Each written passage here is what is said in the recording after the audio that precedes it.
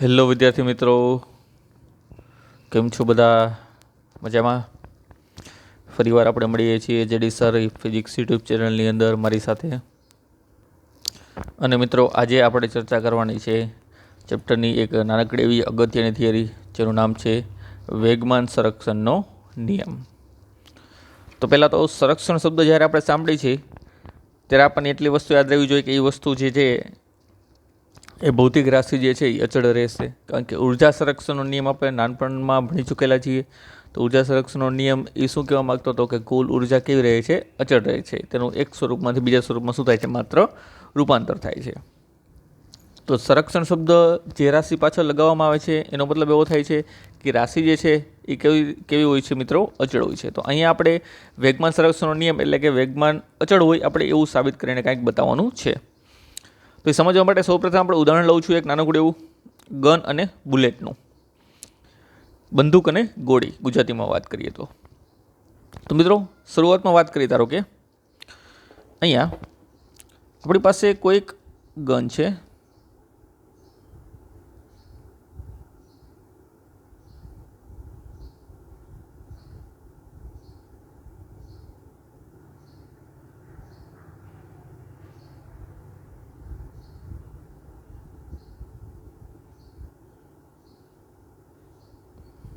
મિત્રો આ છે ગન, અને ગનની અંદર હાલમાં રહેલી છે બુલેટ. અંદર રહેલી છે બુલેટ. બુલેટ એટલે કે ગોળી. ગોળીનું દર્શાવું છું.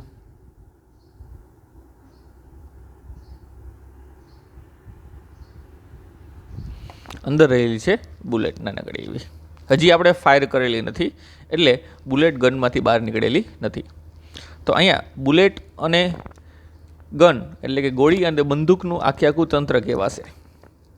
આ તંત્ર વ્યવહારમાં અલગ કરેલું છે. અલગ કરેલું એટલે કે આના ઉપર કોઈ બીજું બાહ્ય બળ લગાવતું નથી, એટલે અલગ કરેલું તંત્ર કહેવાય. તો પ્રારંભમાં આ બંનેના વેગમાન કેવા રહેશે? સ્થિર રહેશે. કારણ કે બંને પાસે હાલમાં કોઈ પણ પ્રકારનો વેગ નથી. ગોળી પણ સ્થિર છે બંદૂકની અંદર, અને બંદૂક પોતે પણ કેવું છે? સ્થિર છે. એટલા માટે આખું તંત્રનું કુલ વેગમાન એ કેવું થશે? શૂન્ય થશે. તો મિત્રો પ્રારંભની અંદર આ છે તેની પ્રારંભિક સ્થિતિ.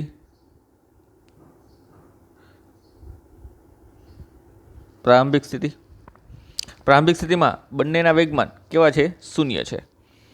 લખવું હોય તો લખી શકીએ. ગોળીનું વેગમાન આપણે બી વડે દર્શાવી, અને બંદૂકનું વેગમાન એ આપણે PG વડે દર્શાવી. PG. હાલમાં બંને કેવા છે? બંનેના વેગમાન શૂન્ય છે. બંનેના વેગમાન શૂન્ય છે એટલે કે ગન પણ ગતિમાં નથી અને બુલેટ પણ ગતિમાં નથી. તો ઉદાહરણ સાથે વાત કરીએ, ચર્ચા કરીએ મિત્રો. તો અહીં સેન્ટેન્સ સ્વરૂપમાં લખી છે આપણે. હવે પ્રારંભમાં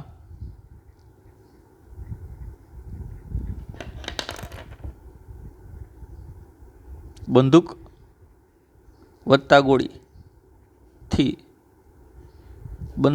બનતું સમગ્ર તંત્ર સ્થિર અવસ્થામાં છે. શેમાં છે? સ્થિર અવસ્થામાં છે. જ્યાં બંદૂક અને ગોળીના પ્રારંભિક વેગમાન અનુક્રમે PG, ગન પહેલા છે PG, અને PB હોય તો, જો બંદૂકનું વેગમાન PG અને ગોળીનું વેગમાન PB હોય તો બંનેનો સરવાળો કેવો થશે? શૂન્ય થશે. માટે PG વત્તા PB બંનેનો સરવાળો કેવો થશે? શૂન્ય. સદિશ સ્વરૂપે દર્શાવી છે. આને કીધું હું સમીકરણ નંબર 1. અને આ વસ્તુને આપણે બોક્સની અંદર મૂકી દઈશું. આ પ્રારંભિક વેગમાન છે. કેવું છે? શૂન્ય છે. મિત્રો અહીંયા સુધીનું ક્લિયર? બંને સ્થિર અવસ્થામાં છે. તો બુલેટ ફાયર નથી થઈ ત્યાં સુધી બુલેટ પણ ગતિમાં નથી અને તેના દ્વારા ગનને જે પાછળની તરફ ધક્કો લાગે છે એના હિસાબે તે પણ ગતિમાન અવસ્થામાં નથી. હવે આપણે આ બુલેટને ફાયર કરીએ છીએ. મિત્રો, બુલેટને ફાયર કરો તો બુલેટ જે છે એ ગતિમાન અવસ્થામાં આવશે. તો કંઈક કન્ડિશન આવી બને છે.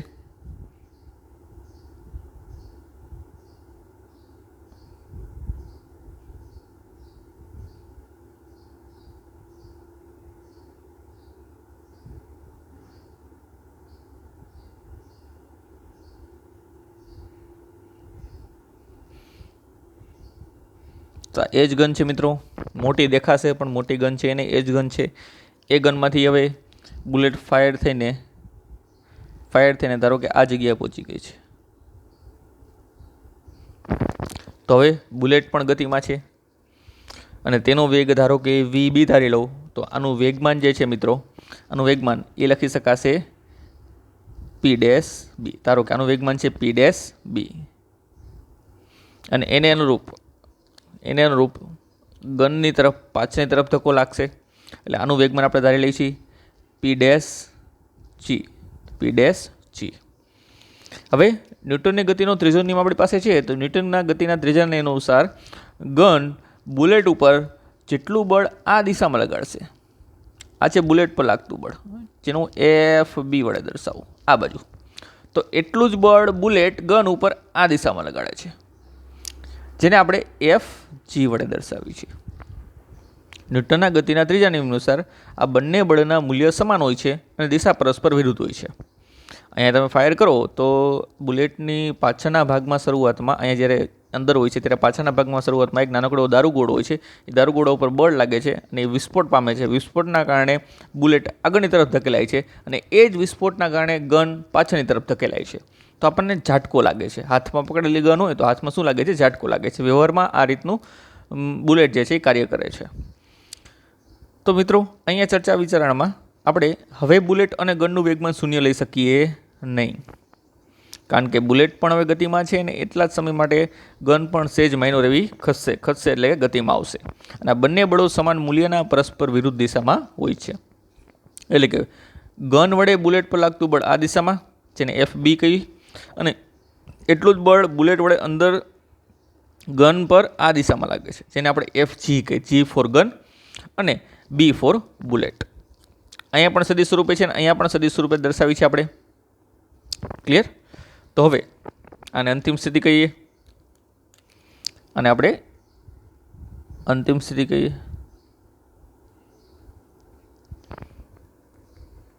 તો લખીએ હવે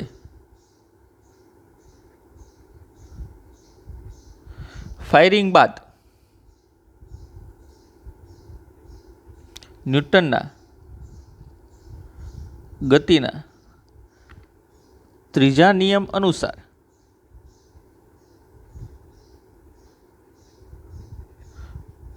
આકૃતિમાં દર્શાવ્યા મુજબ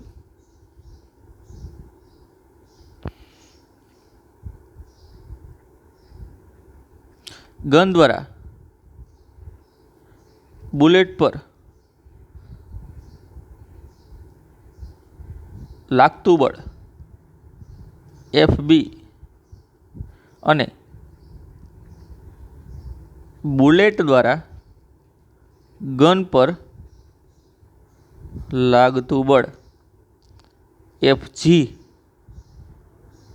હોય તો, આવું હોય તો મિત્રો અહીંયા તમે આવું લખી શકો છો. તો FB બરાબર FG, આગળ શું આવશે? માઇનસ. આ સેન્ટેન્સ શું સૂચવે છે કે બંને બળો સમાન મૂલ્યના છે અને ઋણ નિશાની સૂચવે છે કે આ દિશા પરસ્પર કેવી છે? વિરુદ્ધ છે. એટલે બંનેના મૂલ્ય સમાન છે અને દિશા પરસ્પર કેવી છે? વિરુદ્ધ છે. તો ન્યૂટનના ત્રીજા નિયમ અનુસાર ફાયરિંગ બાદ તમે આવું સેન્ટેન્સ લખી શકો છો. હવે આટલું જ બળ, આ સમાન મૂલ્યનું બળ જે છે, એટલું બળ જો ડેલ્ટા T સમય માટે લાગતું હોય, જો આટલું બળ બંને પર ડેલ્ટા T સમયગાળા માટે લાગતું હોય તો બંનેને ડેલ્ટા ટી વડે ગુણું તો આવી રીતે લખી શકાય F B delta T is equal to minus F G delta T. Delta T શું છે? એ બળ લાગવાનો સમય. ગન બુલેટ ઉપર ડેલ્ટા ટી સમયગાળા પૂરતું બળ લગાડે છે, એટલા જ સમયગાળા પૂરતું બુલેટ પણ ગન પર પાછળની દિશામાં બળ લગાડે છે. અને એફ ડેલ્ટા ટી એટલે તો બળનો આઘાત થાય, અને બળનો આઘાત એટલે કે વેગમાનમાં થતો ફેરફાર. તો અહીં આવું લખી શકું ડેલ્ટા પી ઓફ બુલેટ એટલે કે વેગમાનમાં થતો ફેરફાર, પણ કોના માટે? બુલેટ માટે. એવી રીતે અહીંયા માઇનસ ડેલ્ટા પીજી ગનના વેગમાનમાં થતો ફેરફાર. કેમ? તો આપણી પાસે ઇક્વેશન છે કે F delta T is equal to delta પી થાય, એટલે કે બળનો આઘાત થાય. તો મિત્રો તમે આવું લખી શકો. જ્યાં ડેલ્ટા પીબી શું છે મિત્રો? ડેલ્ટા પીબી તો કે ડેલ્ટા પીબી જે છે એ બુલેટના વેગમાનમાં થતો ફેરફાર છે. વેગમાનમાં થતો ફેરફાર એટલે શું? તો કે અંતિમ વેગમાન માઇનસ પ્રારંભિક વેગમાન. તો અંતિમ વેગમાન પીબી ડેશ છે અને પ્રારંભિક વેગમાન પીબી છે. તો અહીંયા લખીશું આપણે પીબી ડેશ વત્તા પીબી. એવી જ રીતે માઇનસ અહીંયા ગન માટે વેગમાનમાં થતો ફેરફાર. ગનનું અંતિમ વેગમાન પીજી ડેશ છે અને પ્રારંભિક વેગમાન પીજી છે. તો આ લખીએ કે આપણે અહીં વચ્ચે માઇનસ આવશે, અંતિમ માઇનસ પ્રારંભિક પીજી ડેશ માઇનસ પીજી. આ થયું ગનના વેગમાનમાં થતો ફેરફાર, અને આ થયું બુલેટના વેગમાનમાં થતો ફેરફાર. ત્યારબાદ મિત્રો આ જ સાદુરૂપને હું સાઈડમાં લખું છું. પીબી અને પીજીની વેલ્યુ શૂન્ય છે. પીબી અને પીજીની વેલ્યુ કેવી છે? શૂન્ય છે. એટલે પ્રારંભિક વેગમાન બંનેના કેવા હતા? શૂન્ય. કેમ? તો કે તંત્ર આખું સ્થિર અવસ્થામાં હતું. તો અહીંયા વધશે માત્ર PB dash minus 0 is equal to minus PG dash minus 0. તો અહીંયા લખી શકાય PB dash is equal to minus PG dash. જો માઇનસ પીજી ડેશને આ બાજુ લેવામાં આવે તો આવું થશે પીબી ડેશ વત્તા PG dash is equal two 0. Mark કરીશું મિત્રો. આને પણ આપણે બોક્સમાં મૂકીશું અને આને કહેશું સમીકરણ નંબર 2. હવે 1 અને 2 ને ધ્યાનમાં લો. સમીકરણ નંબર 1 એવું કહેવા માંગે છે મિત્રો કે અહીંયા આખા તંત્રનું પ્રારંભિક વેગમાન, ગને આવી ગઈ, બુલેટ આવી ગઈ, તંત્રનું પ્રારંભિક વેગમાન શૂન્ય છે. તો અંતમાં પણ આપણને એવું જ પરિમાણ મળ્યું ફાયરિંગ બાદ કે અહીંયા અંતમાં બુલેટ અને ગનનું અંતિમ વેગમાન પણ કેવું છે? શૂન્ય છે. તો બંનેની અંદર જવાબ જે છે પ્રારંભિક વેગમાનનો જવાબ અને અંતિમ વેગમાનનો જવાબ આખા તંત્રનો કેવો મળ્યો છે? સરખો મળેલો છે. એટલે કે આ પણ શૂન્ય અને આ પણ કેવું છે? શૂન્ય. એટલે કે અહીંયા જેટલું વેગમાન હતું એટલું જ વેગમાન ક્યાં રહે છે? અહીંયા રહે છે. તો એના પરથી મિત્રો એવું કહી શકાય કે સમગ્ર પ્રક્રિયા દરમિયાન, સમગ્ર ઘટના દરમિયાન તંત્રનું કુલ વેગમાન કેવું રહે છે? અચળ રહે છે. શૂન્ય ન લખાય મિત્રો. શૂન્ય તો અહીંયા આ કિસ્સામાં મળેલું છે. આની સિવાયનો બીજો કિસ્સો હોય તો એમાં શૂન્ય ન પણ મળતું હોય. ક્લિયર?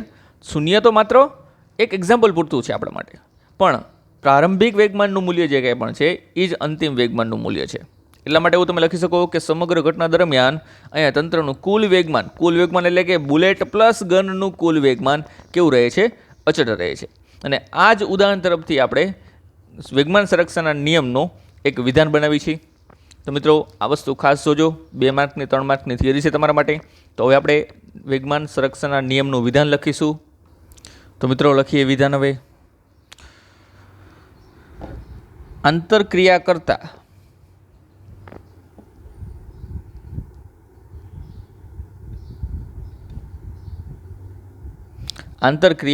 કરતા કણોના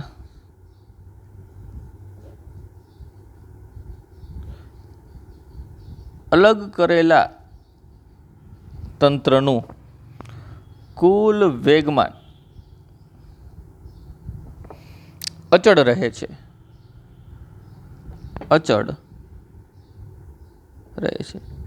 આ મિત્રો વેગમાન સંરક્ષણનો નિયમ છે. આંતરક્રિયા કરતા કણોના અલગ કરેલા તંત્રનું કુલ વેગમાન છે મિત્રો એ કેવું રહે છે? અચળ રહે છે. યાદ રાખજો મિત્રો, અલગ કરેલા તંત્રનું, અલેગ નહીં, લેગ નહીં આવે, અલગ આવશે. અલગ કરેલા તંત્રનું કુલ વેગમાન કેવું રહે છે? અચળ રહે છે. અલગ કરેલું તંત્ર એટલે કે તેના ઉપર કોઈ બીજું બાહ્ય બળ વધારાનું લાગતું હોવું જોઈએ નહીં. તો આપણે જે ગન અને બુલેટ લઈએ છીએ તો એના ઉપર બીજો કોઈ વધારાનો ધક્કો લાગવો જોઈએ નહીં. ક્લિયર? તો આ થયું વેગમાન સંરક્ષણના નિયમનું એક નાનકડું એવું વિધાન. આ જ વસ્તુને આપણે બીજા ઉદાહરણ દ્વારા પણ સમજી શકીએ છીએ. તો એક ખાસ ઉદાહરણ તેના માટે લઈએ છીએ આપણે એક્ઝામ્પલ પૂરતું. તમારે કોઈ પણ એક જ ઉદાહરણ લેવાનું છે મિત્રો. અહીંયા ઉદાહરણ લઈએ છીએ આપણે સંઘાતનું. સંઘાત એટલે કે અથડામણ. સંઘાત એટલે શું થાય મિત્રો? અથડામણ. ધારો કે મારી પાસે બે પદાર્થ છે. આ છે પદાર્થ નંબર એ અને આ છે પદાર્થ નંબર બી. એકબીજા સામે એક જ રેખા ઉપર ગતિ કરી રહ્યા છે. પરસ્પર વિરુદ્ધ દિશામાં એકબીજાની સામે ગતિ કરી રહ્યા છે. ધારો કે મિત્રો આનું પ્રારંભિક વેગમાન PA છે અને આનું પ્રારંભિક વેગમાન PB છે. તો કોઈ એક સમય આપણને ખબર છે કે બંને નજીક આવતા કોઈ એક સમય શું થશે? અથડાશે. અથડાઈને પાછી શું કરશે? પોતાની ડાયરેક્શન બદલાવશે. તો અહીંયા આ થઈ અથડામણ પહેલાંની સ્થિતિ, આ છે અથડામણ પહેલાં.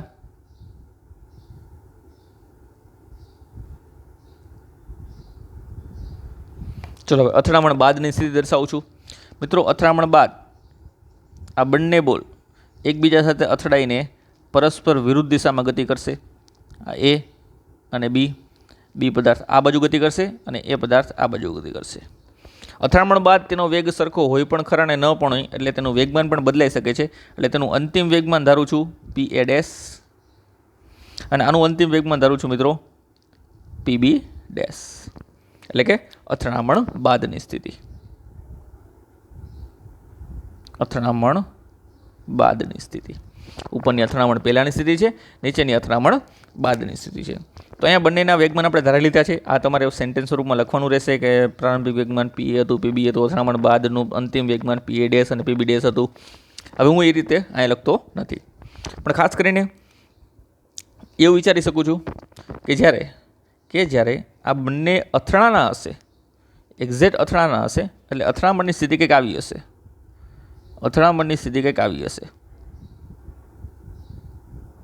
ચલો અથડામણની સ્થિતિ છે. તો અહીંયા એ દ્વારા બી પર બળ લાગેલું હશે અને બી દ્વારા એ પર બળ લાગશે. અથડામણ વખતે એ દ્વારા બી પર બળ લાગશે આ બાજુ અને બી દ્વારા એ પર બળ લાગશે. આમાંથી કોઈ એક આઘાત હશે અને કોઈ એક પ્રત્યાઘાત હશે. ધારો કે આને આપણે F વડે દર્શાવી, તો મિત્રો આને હું F' વડે દર્શાવું છું. આ F અને આ છે F', સરળતા ખાતર. ક્લિયર? કોઈ પણ સંજ્ઞા તમે વાપરી શકો છો, પણ આ બંને બળના મૂલ્ય સમાન અને પરસ્પર વિરુદ્ધ દિશામાંના હશે. તો આ સ્થિતિ છે સંઘાત દરમિયાન. ન્યૂટનના ત્રીજા નિયમ અનુસાર કોઈ એક પદાર્થ બીજા પદાર્થ ઉપર જે દિશામાં બળ લગાડે છે એટલા જ મૂલ્યનું બળ બીજો પદાર્થ પહેલા પદાર્થ ઉપર તેની વિરુદ્ધ દિશામાં લગાડે છે. તો અહીંયા વાત કરીએ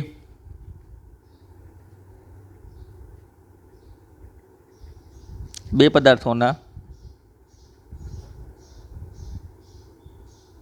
સંઘાત દરમિયાન આપણે એવું લખી શકીએ F' is equal to minus F.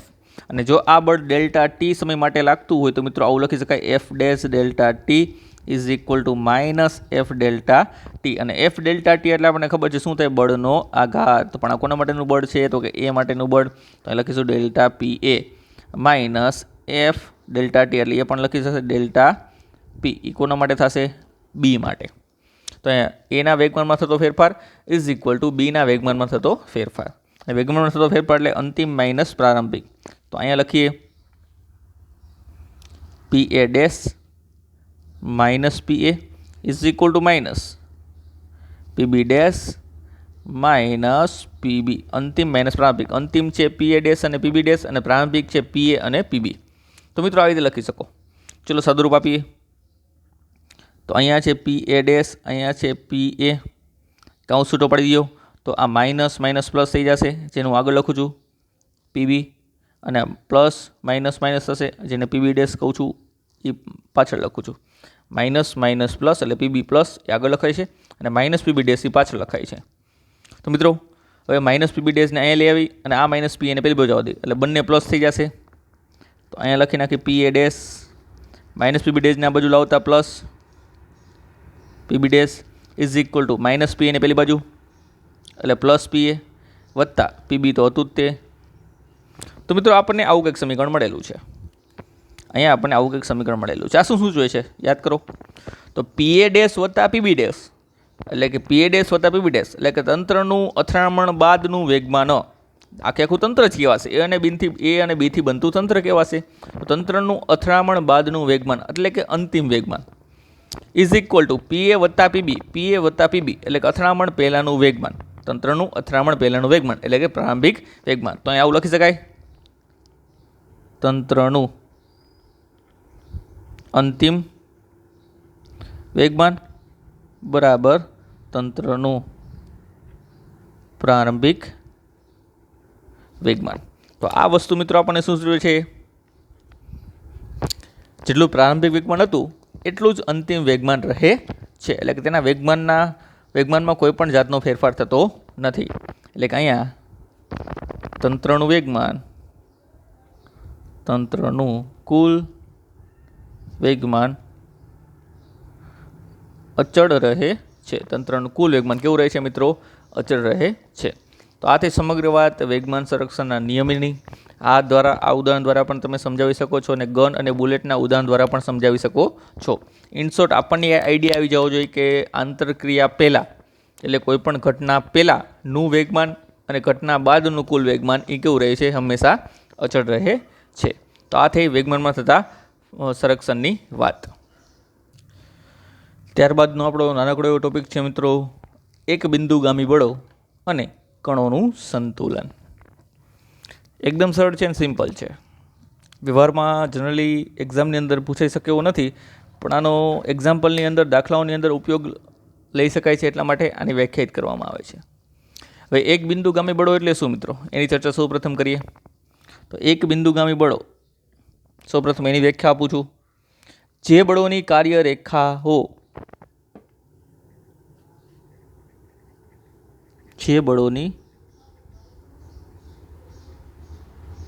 કાર્યરેખાઓ એક જ બિંદુમાંથી પસાર થતી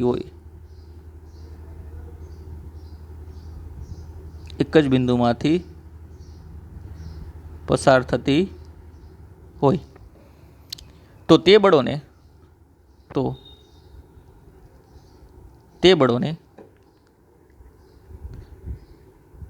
એક બિંદુગામી બળો કહે છે.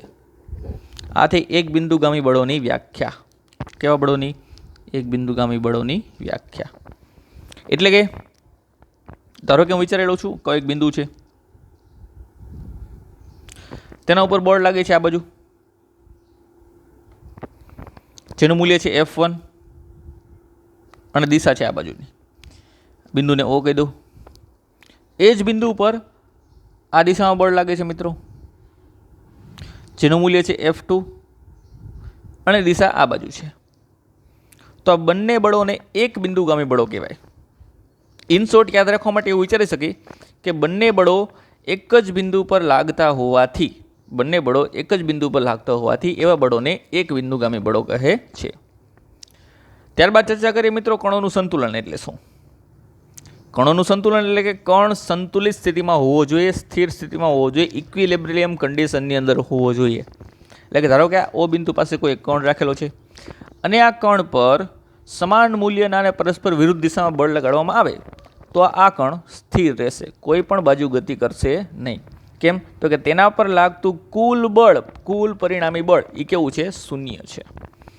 એટલે જ્યારે કોઈ પદાર્થ પર કોઈ કણ પર લાગતું ચોખ્ખું પરિણામી બાહ્ય બળ શૂન્ય રહેતું હોય તો તે કણ સંતુલનમાં છે એમ કહેવાય.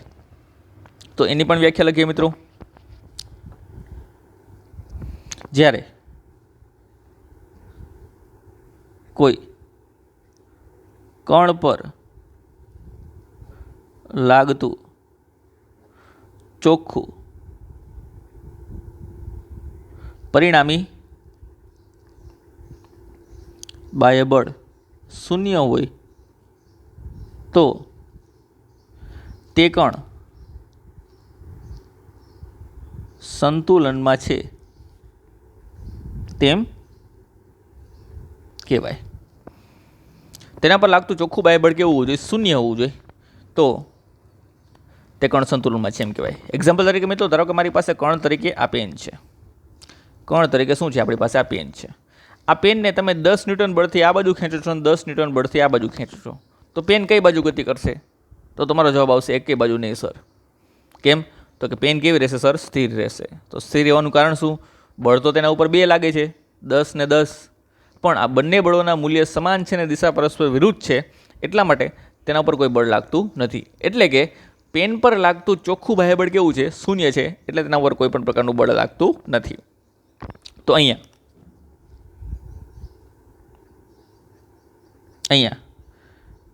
F1 is equal two -F2 હોવાથી F1 is equal two -F2 હોવાથી O પર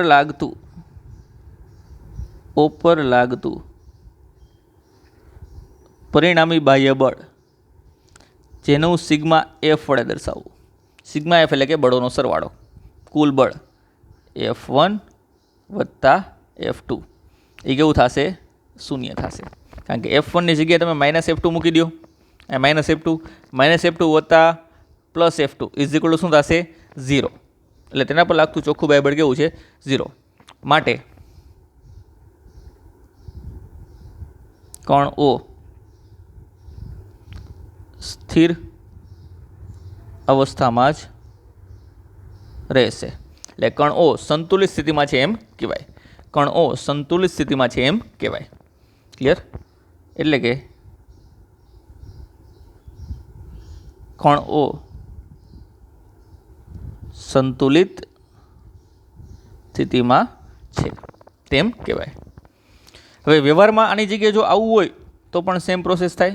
આ એ જ બિંદુ, એ જ કણ, તેના ઉપર લાગતું બળ F1 આ બાજુ છે અને તેના પર લાગતું બળ F2 આ બાજુ છે. તો પહેલાં તો બંને બળોની કાર્યરેખા એક જ સરખી છે. જો બંને બળોની કાર્યરેખા એક જ સરખી હોય તો બંને બળોની કાર્યરેખા એટલે આખી તેની બળની રેખા જે આપણે દર્શાવી છે એને કોઈ પણ બાજુ લંબાવી લેવાની એટલે તેની કાર્યરેખા બની જાય.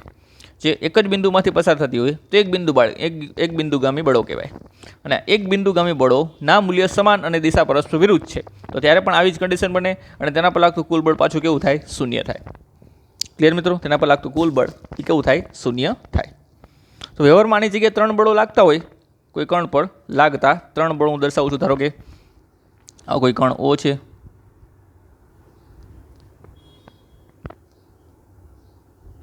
તેના પર બળ આ બાજુ લાગે છે F1, તેના પર બળ આ બાજુ પણ લાગે છે F2, ત્રીજું કોઈ બળ આ બાજુ લાગે છે F3. 3 બળો લાગે છે F1, F2 અને F3. તો આ શું કણ સંતુલનમાં છે કે નહીં? જો કણ સંતુલનમાં હોય મિત્રો તો અહીંયા F1 અને F2નો સરવાળો કરીએ. પહેલાં ચલો સરવાળો સમાંતર બાજુ ચતુષ્કોણની રીતથી કરી શકાય. સમાંતર બાજુ ચતુષ્કોણ એટલે કે આને સમાંતર અહીંયા બાજુ દોરો, આને સમાંતર અહીંયા બાજુ દોરો. તો આ થઈ સમાંતર બાજુ ચતુષ્કોણની રીત. એમાં વચ્ચેનો ભાગ છે, વચ્ચેનો વિકર્ણ એટલે કે O બિંદુમાંથી નીકળતો વિકર્ણ એ F1 અને F2નો સરવાળો દર્શાવે. આ શું દર્શાવે? F1 વત્તા F2. જો આ F1 અને F2 મિત્રો, જો F1 અને F2 એ F3ના મૂલ્ય જેટલા જ અને વિરુદ્ધ દિશામાં તો છે જ તે, એટલે F1 પ્લસ F2 એ F3ના મૂલ્ય જેટલું જ હોય તો કણ O સંતુલિત સ્થિતિમાં છે એવું કહી શકાય. તો અહીંયા પણ આપણે લખી શકીએ